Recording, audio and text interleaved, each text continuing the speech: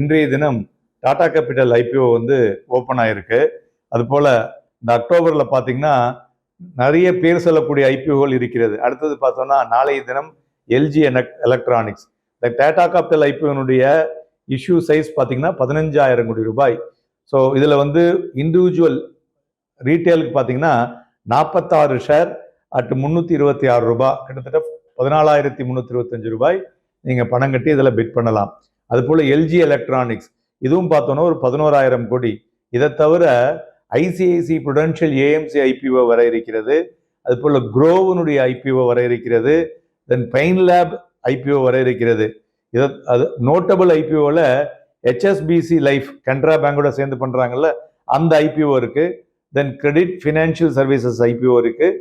தென் technology side போல் நம்மளுடைய educational சைடில் physics வால் IPO இதெல்லாம் வந்து carrying up in a very big way into the மார்க்கெட்னு சொல்லலாம். ஓகே, இவ்வளோ ஐபிஓ வருதே சார், இதெல்லாம் வந்து லாபமாக இருக்குமா அப்படின்னு பார்த்தாக்க, ஸோ அதற்கு போன மாதத்து நம்ம வந்து எக்ஸாம்பிள் எடுத்துக்கலாம்.